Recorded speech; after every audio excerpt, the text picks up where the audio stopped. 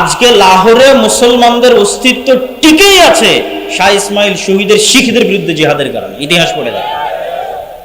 আর আজকে বাংলাদেশ কেন স্বাধীন হলো 47-এ, অন্য ভারত উপমহাদেশের অঞ্চলগুলো স্বাধীন হলো না কেন? শাহ ইসমাইল শহীদের 1831-এর জেহাদে যত অঞ্চল থেকে বেশি মানুষ অংশগ্রহণ করেছিল তার বলা যায় 60-70% মানুষ বাংলাদেশ থেকে অংশগ্রহণ করেছিল। তাহলে বাংলাদেশ যে আজকে আজাদ, আজকে স্বাধীন, এটারও বীজ শাহ ইসমাইল শহীদের জিহাদ আন্দোলনের সময় রোপণ হয়েছে। আপনি বগুড়ার গাবতলীতে যান, যেখান থেকে তারেক রহমান মনোনয়ন নিচ্ছে, সেই বগুড়ার গাবতলী শতভাগ আহলে হাদিস অঞ্চল, যেখানে 200 বছর আগের আহলে হাদিস মসজিদ আছে, যেটা জিহাদের মার্কাজ ছিল। রাজশাহীতে যান, রাজশাহীর দুয়ারি, রাজশাহীর সপুরা, রাজশাহীর জামিরা, তারপরে চাঁপাইনবাবগঞ্জের দেবীনগর, এগুলো হচ্ছে জিহাদের মার্কাজ, ঠিক আপনাদের জামালপুরের এই অঞ্চলগুলো। ওই জিহাদের মার্কাজের ফলশ্রুতিতে এখন বাংলাদেশ স্বাধীন। তো এগুলোর উনি মোটামুটি টুকটাক বিবরণ দিয়েছেন। তারপরে আল্লামা ইহসান আলাইহি জাহির রাহিমাহুল্লাহ ওনার যে পরিশ্রম সেটার কথা বলেছেন।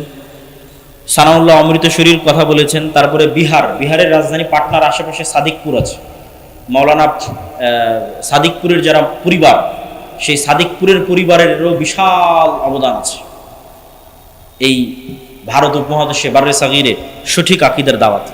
তো বিশাল ইতিহাস বলার পর উনি আপনাদের কাছে যে দাবি রেখেছেন যে এই যে দীর্ঘ ইতিহাস লা ইলাহা ইল্লাল্লাহর দাওয়াতের, আপনারাও কি সেই লা ইলাহা ইল্লাল্লাহর দাওয়াতকে সামনের দিকে এগিয়ে নিয়ে যেতে প্রস্তুত আছেন কিনা?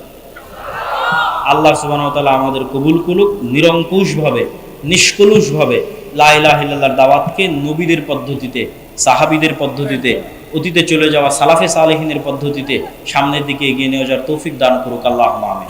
বক্তব্যের শেষে আবারও কবে দেখা হবে জানি না, কিন্তু মাসিক আল ইতিসাম আছে, মানে প্রতি মাসে আপনার সাথে আমার কথা হচ্ছে।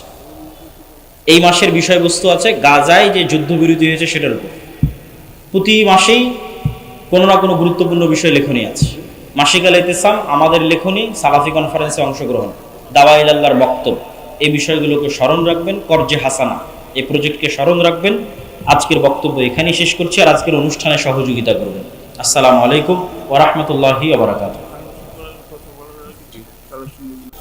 যদি লা ইলাহা ইল্লাল্লাহ বুঝতামই, তাহলে একদিকে লা ইলাহা ইল্লাল্লাহ যুদ্ধ তৈরি করে দিচ্ছে, লা ইলাহা ইল্লাল্লাহ দিয়ে মানুষের ফাঁসি হয়ে যাচ্ছে, আর লা ইলাহা ইল্লাল্লাহ দিয়ে আমাদের টাকা ইনকাম হচ্ছে। তার মানে আমরা লা ইলাহা ইল্লাল্লাহ সঠিকভাবে বুঝিনি, সমাজে বাস্তবায়ন করতে পারিনি। দেখেন, আবু জেহেলও কিন্তু আল্লাহর উপর বিশ্বাস করত, আবু তলেবও আল্লাহর উপর বিশ্বাস রাখত, আব্দুল মুত্তালিবও আল্লাহর উপর বিশ্বাস রাখত। আরে আসহাবে ফিলের ঘটনা তো আল্লাহর নবী যে বছর জন্ম হয় সে বছর, উনি আসার আগেই, উনি নবুয়ত প্রাপ্তির আগেই। আলাম তারা কাইফা ফাআলা রাব্বুকা বিআসহাবিল ফিল, আব্রাহার বাহিনী। তো আব্দুল মুত্তালিব বলছে যে ঘর বানিয়েছে, যার ঘর সে হেফাজত করবে। তো কার ঘর? আল্লাহর ঘর। তাহলে আব্দুল মুত্তালিব আল্লাহর উপর বিশ্বাস রাখে না রাখে না? রাখে। এবং কাবা ঘরের মতো জাতের মূর্তি, এগুলো নবীদের মূর্তি, ইব্রাহিমের মূর্তি, ইসমাইলের মূর্তি। তাহলে তারাও আল্লাহর উপর ঈমান রাখতো। তাহলে মুহাম্মদ সাল্লাল্লাহু আলাইহি ওয়াসাল্লামের লা ইলাহা ইল্লাল্লাহর অর্থ এমন কি অর্থ যে আবু জাহাল, আবু লাহাব আল্লাহর উপর ঈমান রাখার পরও যুদ্ধ লেগে গেল। তাহলে মুহাম্মদ সাল্লাল্লাহু আলাইহি ওয়াসাল্লামের লা ইলাহা ইল্লাল্লাহর অবশ্যই এমন কোনো অর্থ আছে যে অর্থ আবু জাহাল, আবু লাহাবের পক্ষে মানা সম্ভব নয়। যে লা ইলাহা ইল্লাল্লাহ দিয়ে রুজি রুটি হয় সেই লা ইলাহা ইল্লাল্লাহ না। এই লা ইলাহা ইল্লাল্লাহ ভিন্ন লা ইলাহা ইল্লাল্লাহ। এই লা ইলাহা ইল্লাল্লাহ ডাইরেক্ট আঘাত করে ক্ষমতার মস্তদে যারা থাকে তাদের কলিজায়। কেন? কোরআনের দলিল, আমি নিজে বানিয়ে বলছি না। ইব্রাহিম আলাইহিস সালামের লা ইলাহা ইল্লাল্লাহ আঘাত করেছে তৎকালীন বাদশা নমরুদের কলিজায়, নাকি? তারপর ইব্রাহিম আলাইহিস সালামকে বের করে দিল, আগুনে নিক্ষেপ করলো, ডাইরেক্ট বাদশাকে গিয়ে হিট। মুসা আলাইহিস সালামের কালেমা ডাইরেক্ট হিট করেছে তৎকালীন বাদশা ফেরাউনের কলিজায়। আর মুহাম্মদ সাল্লাল্লাহু আলাইহি ওয়াসাল্লামের কালেমা হিট করেছে তৎকালীন যারা কুরাইশদের সম্রাট ছিল, গোত্র প্রধান ছিল, সেই সমস্ত গোত্র প্রধানদের বুকে। আর আমাদের লা ইলাহা ইল্লাল্লাহতে কি হচ্ছে? এমপি মন্ত্রীরা আর আমাদের ঘনিষ্ঠ হচ্ছে, আমাদেরকে আরো সিট দিচ্ছে, আমাদেরকে আরো নমিনেশন দিচ্ছে, তাই না? তাহলে লা ইলাহা ইল্লাল্লাহর মধ্যে পার্থক্য আছে। এক লা ইলাহা ইল্লাল্লাহ ক্ষমতার মসনদে আঘাত করে জুলুম নির্যাতন নেমে আসে, সেটিরই উনি ধারাবাহিক বর্ণনা দিচ্ছেন যে লা ইলাহা ইল্লাল্লাহ কি হয়। তো আমি যতটুকু নোট করতে পেরেছি অতটুকু বলতেছি। রাসূলুল্লাহ সাল্লাল্লাহু আলাইহি ওয়াসাল্লাম লা ইলাহা ইল্লাল্লাহর দাওয়াত দিতে গিয়ে কত কষ্ট সহ্য করেছে। তার মধ্যে উনি তায়েফের ময়দানে রাসূল সাল্লাল্লাহু আলাইহি ওয়াসাল্লামের প্রহার হওয়ার ঘটনা উল্লেখ করেছে। তারপরে পাহাড়ের ফেরেশতা থেকে শুরু করে জিবরাইল তারা এসেছে আল্লাহ নবীর কাছে, সেই ঘটনা উল্লেখ করেছেন। এবং আল্লাহ আমাদের নবীকে বলছে ফাসবির কামা সাবারা উলুল আজমি মিনার রাসূল, যারা অত্যাধিক ধৈর্যশীল রাসূল তাদের মতো ধৈর্য ধারণ করেন। তো অত্যাধিক ধৈর্যশীল রাসূল পৃথিবীতে 5 জন। অত্যাধিক ধৈর্যশীল রাসূল পৃথিবীতে কয়জন? 5 জন। নূহ, ইব্রাহিম, মুসা, ঈসা, মুহাম্মদ, উলুল আজম।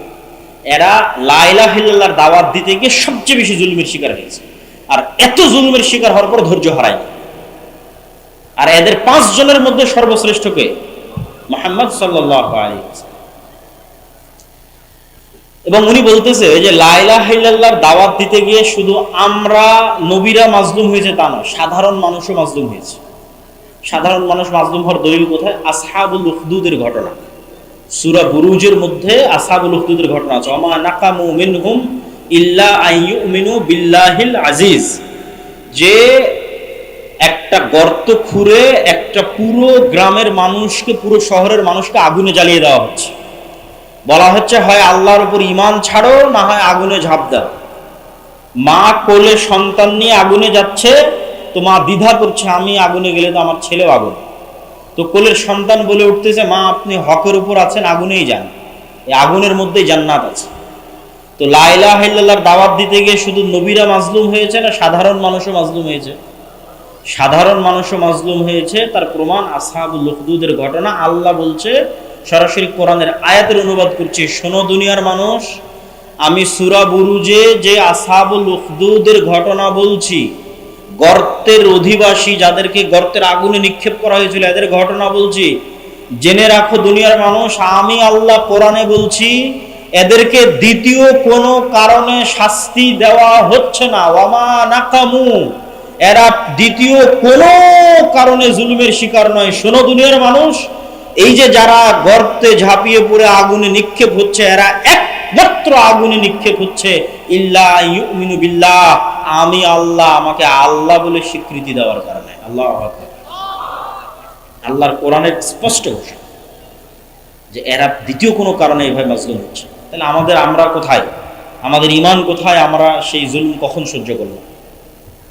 যেটা আল্লাহ সুবহানাহু ওয়া তাআলা হাসিবতুম আন তাদখুলুল জান্নাহ, কিভাবে তোমরা মনে করলা জান্নাতে যাওয়া এত সহজ? ওয়ালাম্মা ইয়াতিকুম মাসালুল লাযিনা খালাউ মিন ক্বাবলিকুম, অথচ তোমাদের উপর ওই রকম অত্যাচার জুলুম আসলোই না। মিনাল বাসাই ওয়াদ দাররা, অত্যাচার জুলুম আসলোই না যা অতীতের মানুষের কাছে চলে গেছে। করাত দিয়ে ফেড়ে ফেলা হয়েছে, হত্যা করা হয়েছে, নবীদের হত্যা করা হয়েছে, তোমাদের তো এই জুলুম আসেই না। তারপর উনি বলতে বলতে বেলাল রাদিয়াল্লাহু তাআলা আনহুর কথা বলেছে, সুমাইয়া রাদিয়াল্লাহু তাআলা আনহার কথা বলেছে, যে বেলালকে তপ্ত মরুভূমিতে কিভাবে অত্যাচার করা হয়েছে শুধু লা ইলাহা ইল্লাল্লাহর কারণে। এই জন্য উনি মুখে বলতে থেকেছেন আহাদ আহাদ, মানে যেই কারণে আমাকে শাস্তি দিচ্ছ ওটা বলেই আমি শান্তি পাচ্ছি, যেই কারণে আমাকে শাস্তি দিচ্ছ ওটাই আমার হৃদয়ের প্রশান্তি। সেটা কি? আল্লাহ আহাদ, আল্লাহ এক এবং অদ্বিতীয়, এবং তিনি একমাত্র ইবাদতের জন্য। সুমাইয়ার কথা বলেছেন, ফাসবিরি আলা ইয়াসির ইন্না মাউইদাকুমুল জান্নাহ, সুমাইয়ার লজ্জা স্থানে আঘাত করে হত্যা করা হয়েছে। রাসূল সাল্লাল্লাহু আলাইহি ওয়াসাল্লাম বলছেন, হে ইয়াসিরের পরিবার, আজকের এই অসহায় অবস্থায় আমি নবী তাওহীদের দাওয়াত দিচ্ছি, তাওহীদের দাওয়াতের কারণে আমার চোখের সামনে তোমাদের জুলুম করা হচ্ছে, কিন্তু আমি এত অসহায় যে তোমাদের বাঁচানোর ক্ষমতা। নবী কত অসহায়, যে নবী তার উম্মতকে বাঁচাতে পারতেছে, কিন্তু নবী কিন্তু কম্প্রোমাইজ করে। নবী তাদেরকে সান্ত্বনা দিচ্ছে, দেখো আমাদের এই দাওয়াতের ফল দুনিয়াতে দিব, এটা আমার ওয়াদা না, যে আজ তুমি আমার দাওয়াতে আছো তাই কালকে তোমাকে এমপি বানিয়ে দিব, মন্ত্রী বানিয়ে দিব, সিট দিয়ে দিব, টাকা পয়সা বাড়ি গাড়ি দিয়ে দেব না। আমার দাওয়াতে জবাব দিচ্ছ, একটাই জিনিস দিতে পারি, আর বেশি নয়, ইন্না মাউইদাকুমুল জান্নাহ, পরকালে মৃত্যুর পরে যদি জান্নাত চাও তাহলে ফাসবির, দুনিয়াতে তাওহীদের এই কষ্টের উপর ধৈর্য ধারণ করো। বলেন আল্লাহু আকবার। সালমান ফারসির উদাহরণ দিয়েছে, তারপরে সাহাবায়ে কেরাম এবং ওলামায়ে কেরামের উদাহরণ দিয়েছে। তার মধ্যে আহমদ বিন হাম্বল, শাইখুল ইসলাম ইবনে তাইমিয়া, ইমাম মালিক এদের কথা বেশি করে উল্লেখ করেছে। আহমদ বিন হাম্বলের কথা কেনা যায়, 10 লক্ষ হাদিসের হাফেজ, বাগদাদের মাটিতে শুধু হক কথা বলার কারণে সত্যটা বলার কারণে তাকে চাপ দিয়ে দমিয়ে দাবিয়ে সত্য থেকে দমানো যায়, সত্য থেকে দাবানো যায়।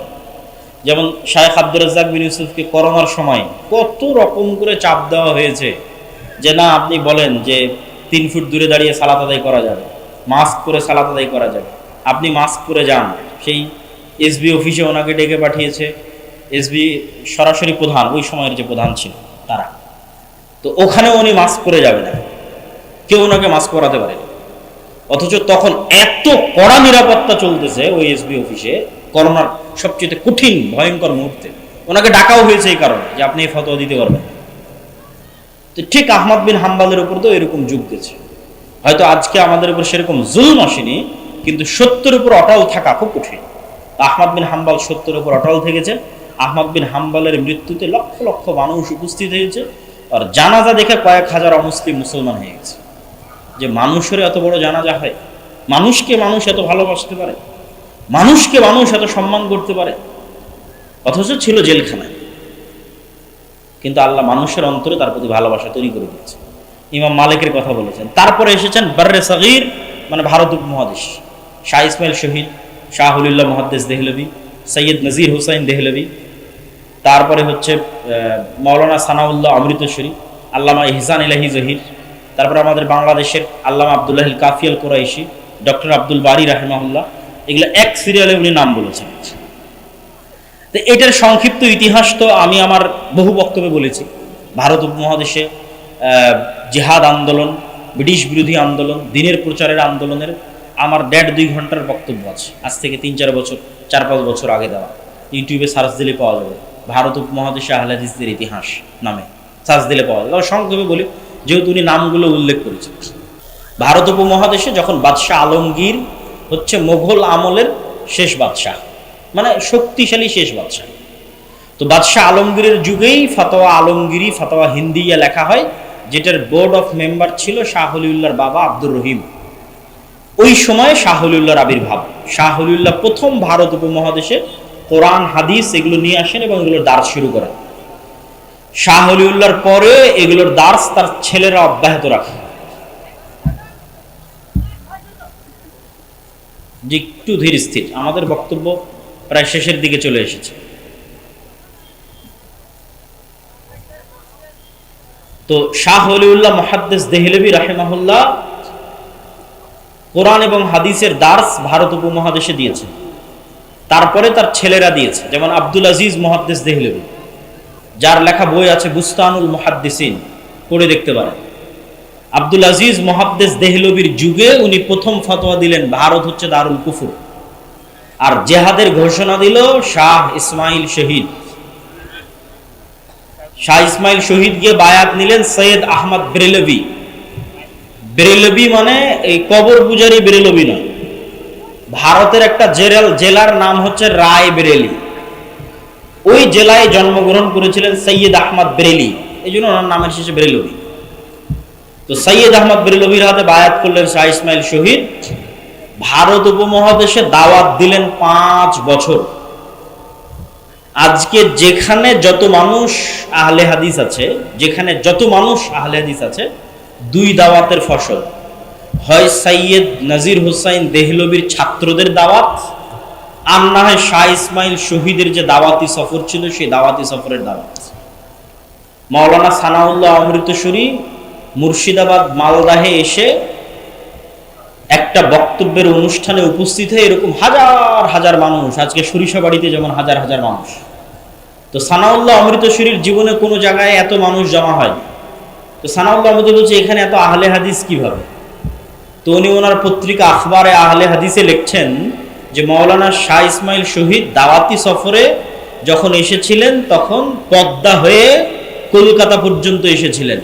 তো পদ্মা মানে গঙ্গা হয়ে কলকাতা পর্যন্ত আসার কারণে এই পদ্মার অববাহিকার 2 পাশে চাঁপাইনবাবগঞ্জ, রাজশাহী, মালদা, মুর্শিদাবাদ, এই 4 জেলায় শত শত মানুষ আহলে হাদিস হয়ে গেছে। আল্লাহু আকবার। তো এখন পুরো ভারত উপমহাদেশ একদম কাবুল থেকে শুরু করে একদম মায়ানমারের রেঙ্গুন পর্যন্ত যেখানে আপনি কবর পূজা মুক্ত, শিরক বিদআত মুক্ত মানুষ পাবেন, 2টা দাওয়াতের ফসল। এক হয় নাজির হুসাইন দেহলভীর ছাত্র, আর নাই শাহ ইসমাইল শহীদের দাওয়াত। নাজির হোসাইন দেহলভির হাদিসের সিলসিলায় এখন পর্যন্ত আমাদের পর্যন্ত এসেছে। আর নাজির হোসাইন দেহলভি যাদের ছাত্র ছিলেন তাদের শাহুল্লাহ মুহাদ্দিস দেহলভির হাদিসের সিলসিলা দেওবন্দি বেরেলভি সবার কাছেই আছে। দেওবন্দি আহলে হাদিস বেরেলভি সবার কাছে সেম হাদিসের সিলসিলা, শাহুল্লাহ মুহাদ্দিস দেহলভির হাদিসের সিলসিলা। তো শাহ ইসমাইল শহীদ 5 বছর দাওয়াত দেওয়ার পর বললেন, আল্লাহর নবী প্রথমে দিয়েছে দাওয়াত, তারপরে ঘোষণা দিয়েছে জেহাদের। তো এবার জেহাদের ঘোষণা দিতে হবে। তো জেহাদ করার জন্য নিরাপদ জায়গায় চলে যেতে হবে। চলে গেলেন সেই সীমান্ত অঞ্চল, বালাকোট পাকিস্তানে আছে, বালাকোটের সীমান্তবর্তী অঞ্চলে চলে গেলেন শাহ ইসমাইল শহীদ সৈয়দ আহমদ বেরেলভি। জেহাদ করলেন, শিখদের বিরুদ্ধে জেহাদে শহীদ হলেন। আল্লাহ তাকে শহীদ হিসেবে কবুল করুক, আল্লাহুম্মা আমিন। যদি আমি আজকে বলে যাচ্ছি আল্লামা সাহব को ज्यादा पता होगा, मुझे लगता है कि अगर अल्लामा शाह इस्माइल शहीद उस वक्त सिखों के खिलाफ जिहाद ना करता तो आज लाहौर में मुसलमानों का वजूद भी ना होना था।